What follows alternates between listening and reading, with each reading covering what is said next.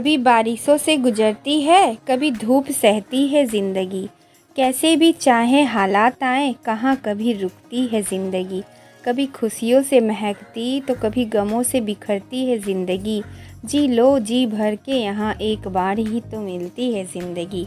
तो इसी तरह ये जो फूलों के बल्ब वाले पौधे हैं, हमेशा हमें हौसला देते हैं कि हमें कभी भी हिम्मत नहीं हारनी चाहिए और हर समय पॉजिटिव थिंकिंग के साथ अपने लाइफ को आगे बढ़ाना चाहिए, अपनी जड़ों को फैलाते रहनी चाहिए। आज की वीडियो बहुत ही ख़ास होने वाली है। सितंबर के मंथ में बल्ब वाले कौन कौन से पौधे हम लोग लगा सकते हैं, आइए देखते हैं इस वीडियो में। हेलो एवरीवन, नमस्ते। कैसे हैं आप सब? आशा करती हूँ बहुत ही अच्छे से होंगे। अपना और अपने गार्डन का खूब ख्याल रख रहे होंगे। दोस्तों, सितंबर का मंथ अब शुरू हो गया है। बारिश भी हल्के हल्के कम हो गई है। कहीं कहीं पे अभी भी बारिश बहुत ज़्यादा हो रहा है, लेकिन ऑलमोस्ट बारिश अब जाने का ही समय है। तो सितंबर मंथ में हम लोग कौन से फूलों के बल्ब वाले पौधे लगा सकते हैं या फूलेज वाले, तो इस वीडियो पे आप लोगों को फुल इन्फॉर्मेशन मिलने वाली है। तो चलिए वीडियो शुरू करते हैं कि इस समय हम लोग कौन कौन से बल्ब वाले पौधे लगा सकते हैं, चाहे वो फूलों के हो या फिर फोलिएज वाले पौधे हो। बल्ब वाला पौधा लगाने के लिए हमें सबसे पहले ये ध्यान रखना है कि इसकी सॉइल काफ़ी अच्छी होनी चाहिए। बल्ब को पहले हम लोग बिना ज़्यादा खाद वाले मिट्टी में लगाकर या किसी सॉइललेस मीडियम में लगाकर पहले स्प्राउट करा लेंगे। उससे बल्ब की रॉट होने की समस्या नहीं होगी। और ये मैं अपने पर्सनल एक्सपीरियंस के आधार पर बोल रही हूँ कि मैं बल्ब वाले पौधे लगाना काफ़ी ज़्यादा पसंद करती हूँ। इसका सबसे पहला फ़ायदा तो ये होता है कि अगर हम लोग कहीं वेकेशन पे भी चले जाएं और पानी देने वाला कोई नहीं हो, फॉलिएज भले ही उसका खत्म हो जाएगा, लेकिन नीचे में वो बल्ब रहता है, जिससे कि आपका मदर प्लांट कभी भी आपके गार्डन से जाएगा नहीं। दूसरा फायदा ये होता है बल्ब वाला पौधा लगाने का कि वो साल दर साल आपके गार्डन में बहुत ज़्यादा मल्टीप्लाई होते हैं। यानी एक बल्ब आप खरीदेंगे तो उससे 2 होगा, मल्टीप्लाई होकर 2 से 4, 4 से 8, इस तरह करके अनगिनत ढेरों बल्ब आपके गार्डन में बन जाएंगे और मुफ्त के कई सारे पौधे आप फ्री में बना लेंगे। और उसमें ना आपको कटिंग लगानी है ना बीज लगानी है, खुद ब खुद नेचर ऐसा है ना कि वो हमें सिर्फ देता है। यानी कि प्रकृति इतना अद्भुत है, इतना निराला है कि वो सिर्फ हमें देते ही रहता है। तो ये बल्ब वाले पौधे भी इसी तरह होते हैं कि सिर्फ हमें देते हैं। कम पानी चाहिए इनको, खाद भी ज़्यादा नहीं चाहिए, पानी वो अपने अंदर स्टोर करके रखता है। जब हम लोग इसको लगाते हैं अच्छी मीडिया में, खाद रिच मीडिया में, वेल ड्रेन मीडिया में लगाते हैं, वो अपना फूड भी उसमें स्टोर करके रखता है। यानी कि हमें ज़्यादा कुछ नहीं देना, ना पानी ज़्यादा देना, ना खाद ज़्यादा देना, बड़े बड़े पॉट भी नहीं चाहिए। कुछ बल्ब वाले पौधे जो बड़े पॉट में होते हैं, लेकिन ज़्यादातर आप उसे छोटे पॉट वाले पॉट में लगा सकते हैं, तो हर तरह से फ़ायदा है। तो चलिए लिस्ट स्टार्ट करते हैं कि इसमें आप लोग कौन कौन से बल्ब वाले पौधे लगा सकते हैं। बिना देरी किए चलिए लगा लेते हैं। और यदि आप लोग मुझसे कोई पौधा खरीदने में इंटरेस्टेड हो, चाहे वह बल्ब वाला पौधा हो या फोलिएज या फूलों का पौधा हो, तो मुझे मेरे इंस्टाग्राम ID प्रकृति के क्लोज पर ज़रूर संपर्क करिएगा। मेरे चैनल के अबाउट सेक्शन में मैंने दी हुई है, लिंक लगाई हुई है इंस्टाग्राम की, मेरी प्रकृति के क्लोज। अगर लिंक के थ्रू आप लोग नहीं जाना चाहते तो इंस्टाग्राम ओपन कर आप सर्च करिएगा प्रकृति के क्लोज, तो आपको मेरी ID मिल जाएगी और फॉलो कर लीजिएगा मेरे इंस्टाग्राम ID को, DM करिएगा। आप लोगों को कौन सा पौधा चाहिए बताइएगा विश लिस्ट का, या फिर आप लोग मुझसे कैटलॉग बोलोगे तो मैं कैटलॉग भी शेयर कर दूंगी।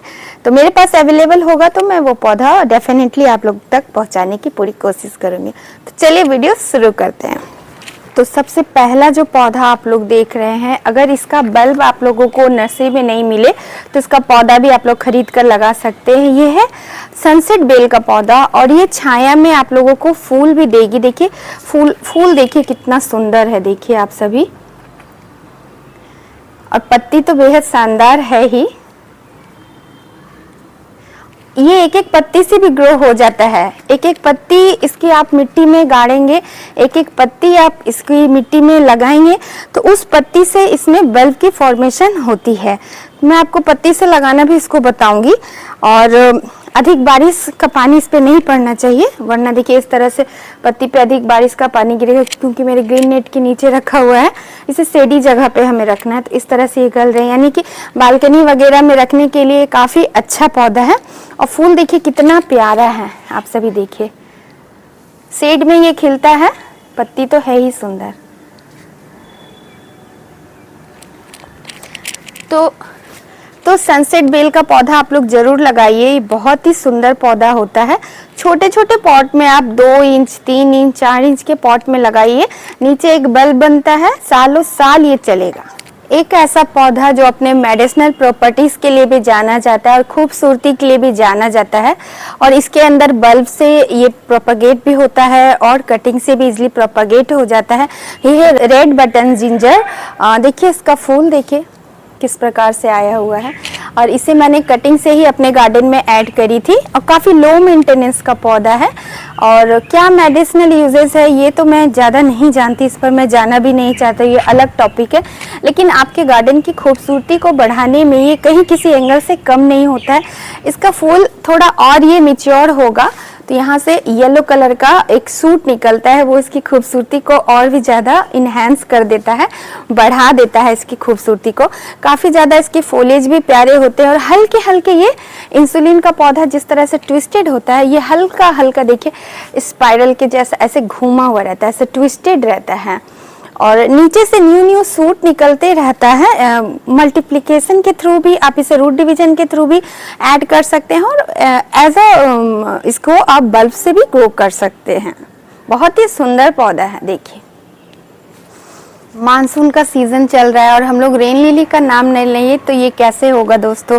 तो रेन लिली की कई सारी वैरायटी इस बार मैंने अपने गार्डन में ऐड की है, काफ़ी सारी हाइब्रिड कलर को ऐड की है, और नर्सरी में इस तरह से देखिए वो लोग पहचान कर रखते हैं, इस पर रेड लिखा हुआ है। और ये रेड कलर का काफ़ी दिनों से मैं सर्च कर रही थी, काफ़ी महंगा मिला है मुझे। और देखिए इसमें ओनली जब मैं लाई थी 2 बल्ब था, लेकिन देखिए यहाँ से 1 बल्ब मल्टीप्लाई हो रहा है। तो इस तरह बल्ब वाले पौधे लेने का बहुत ज़्यादा फ़ायदा होता है, क्योंकि ये टाइम टू टाइम मल्टीप्लाई होते रहते हैं और काफ़ी कम केयर में चलता है। और रेन लिली तो बारिश में बहुत ज़्यादा खिलता है, और हाइब्रिड वैरायटी तो सालों भर खिलते रहते हैं। ये सारे न्यू वैरायटी है और ये खिल भी गए हैं, और ये वाला न्यू है, और ये तो बहुत दिनों से मेरे गार्डन में है और बहुत ज़्यादा खिलता है, बहुत बहुत बहुत ज़्यादा। येलो पिंक पिंक के 4-5 शेड हो गए हैं मेरे पास। और इस तरह के हेल्दी बल्ब मैं आप लोगों को देती हूँ। देखिए एक बल्ब में कभी भी आपने 2 फूल देखे हैं? देखिए मैं आपको दिखाती हूँ, एक बल्ब में देखिए 2 फूल निकले, और ये मैंने अपने एक कस्टमर को भेजी है यही वाले बल्ब को। और इस तरह से देखिए हेल्दी बल्ब, मैच्योर बल्ब ही मैं आपको भेजती हूँ। और ये येलो रेन लिली है, और एक ही बल्ब में दिखा रही हूँ आपको, 2 बल्ब, एक बल्ब में 2 फूल हैं। इस समय आप लोग जिंजर लिली को भी ऐड कर सकते हैं, और बहुत ही ज़्यादा खुशबू रहती है जिंजर लिली के फूल में। और ये ओरिएंटल लिली को भी आप लोग इस समय अपने गार्डन में ज़रूर ऐड करिए, परफेक्ट टाइम है। ओरिएंटल लिली के फूल में भी बहुत अच्छा भीनी भीनी खुशबू होता है।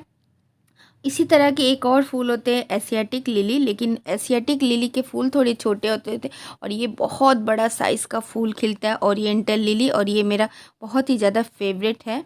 और ये देखिए ये एशियाटिक लिली है। एशियाटिक लिली में भी बहुत सारे कलर्स होते हैं, ओरिएंटल लिली में भी बहुत ज़्यादा कलर्स होते हैं, बहुत ज़्यादा डिफरेंट नहीं होता है। लेकिन ओरिएंटल लिली में खुशबू होता है और एशियाटिक लिली में खुशबू नहीं होता है। ज़्यादातर आपको नर्सरी में एशियाटिक लिली ही मिलेगा। और ये देखिए ये एशियाटिक लिली के बल्ब हैं जिसे मैं लगा रही हूँ, और 2 वैरायटी के एशियाटिक लिली के बल्ब हैं जिसे मैंने ऑनलाइन परचेस करी है। लोकल नर्सरी में तो अभी हमारे यहाँ नहीं आया है, तो इसे मैंने ऑनलाइन परचेस करी है। ऊपरी स्किन को आराम आराम से हटाना, बहुत ज़्यादा ज़ोर ज़बरदस्ती नहीं करना। अभी मैं इसे सॉइललेस मीडिया में लगा रही हूँ, सिर्फ कोकोपीट में लगाकर इसकी रूट को डेवलप करवा रही हूँ। और इस तरह से, क्योंकि रूट आते आते सूख गई है, और ये क्राउन पार्ट को ऊपर ही रखना है, इसे मिट्टी के नीचे नहीं देना है। बस कोकोपीट दी हूँ और कुछ भी नहीं। थोड़े दिनों के बाद इसको फिर अच्छी वेल ड्रेन पॉटिंग मीडिया में, सॉइल और कंपोस्ट की मीडियम में लगाऊंगी। और इस समय आप लोग ग्लैडियोलस के बल्ब को भी ज़रूर लगा लीजिए। ग्लैडियोलस के बल्ब में बहुत ही अलग अलग कलर के फ्लावर देखने को मिलता है। ये सारे मेरे गार्डन में ही लास्ट ईयर के खिले हुए ब्लूम्स आप लोगों को दिखा रही हूँ। इसे शॉर्ट फ्लावर भी कहते हैं, क्योंकि इसकी पत्तियां तलवार के जैसी नुकीली और चपटी होती हैं, इसीलिए इसे शॉर्ट फ्लावर भी कहते हैं। और ये बहुत ज़्यादा बुके में यूज़ किया जाता है, बेहद ही खूबसूरत अट्रैक्टिव होता है। जिस कलर के आपके ग्लैडियोलस के बल्ब होंगे उसी कलर के ही आपके फ्लावर निकलेंगे। यानी येलो कलर का बल्ब है तो येलो फूल निकलेगा, रेड कलर का बल्ब है तो रेड फ्लावर निकलेंगे, ऑरेंज कलर का बल्ब है तो ऑरेंज फ्लावर निकलेगा। एकदम पूरा सेम बल्ब ऑरेंज और रेड तो नहीं होता, आपको हल्का हल्का डिफरेंस बल्ब के कलर में दिखेंगे। तो आप हल्का हल्का डिफरेंस देखकर ही बल्ब को लीजिएगा। इस तरह से देखिए, मैं सॉइललेस मीडिया पे अभी सिर्फ स्प्राउटिंग करवाऊंगी जिससे कि आपका बल्ब ख़राब नहीं होगा। ये कोकोपीट है और सीडलिंग ट्रे है, बड़े वाले सीडलिंग ट्रे है। तो इस तरह से मैं, क्योंकि अभी बारिश इस साल अभी भी हो रहा है कंटिन्यूअसली, तो इसे खुले छत में मैं नहीं बल्कि एक एयर हवादार जगह पे बालकनी में इसे मैं ग्रो करवाऊंगी और इसे छत पर नहीं रख रही हूँ। और इस तरह से ऊपरी स्किन को आराम आराम से हटा देना है जिससे कि इसे स्प्राउटिंग होने में मदद मिले हमें। और इस तरह से देखिए, इसके बल्ब की ऊपरी लेयर को हटाने के बाद मैं इसे सॉइललेस मीडिया में लगा दूंगी। डायरेक्ट बारिश में अगर हम लोग इसको रखेंगे तो ये रॉट हो जाएंगे बल्ब, इसीलिए मैं इसको अपने इंडोर ही ग्रो करवा रही हूँ। और इस तरह से देखिए, ऊपरी स्किन को हटाना बेहद ही ज़रूरी है। और देखिए, ये एक तरह का कॉम्स होता है। बल्ब कई तरह के होते हैं, कोई बल्ब होता है, कोई राइजम होता है, कोई कॉम्स होता है। तो ये कॉम से यहीं से ये रूटिंग होगी। तो नीचे वाला पार्ट है, बस इसकी जड़ें डेवलप करवाऊंगी और अच्छी पॉटिंग मीडिया बनाकर rich soil, phosphorus rich soil हमें बनाना है। और ज़्यादा नहीं, देखिए कोकोपीट में भी बहुत कम मॉइस्चर है। कोकोपीट में बहुत सावधानी पूर्वक हमें लगाना पड़ता है, कोई भी कटिंग या पौधा ओवर वाटरिंग नहीं होनी चाहिए। देखिए अब इनमें किस तरह से फुटाव हो गए हैं, कलियाँ भी बन गई हैं। अपडेट आप लोगों को दिखा रही हूँ।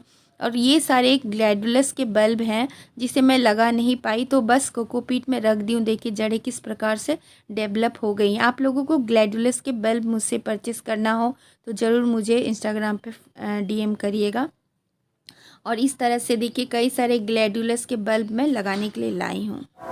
नेक्स्ट बल्ब वाला पौधा जो आप लोग इस समय अपने गार्डन में ऐड कर सकते हैं, लगा सकते हैं, ये है कैलेडियम का पौधा। देखिए कैलेडियम की बहुत सारी वैरायटी आती है। ये थाईलैंड वैरायटी की कैलेडियम है, इसे रेड फ्लेम कैलेडियम कहते हैं। देखिए इसके स्टेम भी रेड कलर के हैं और पत्तियां तो हैं ही शानदार।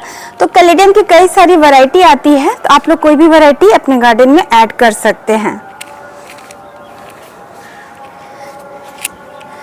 Caladium almost through of the year बने रहता है, बस कुछ बातों का हमें ध्यान रखना है।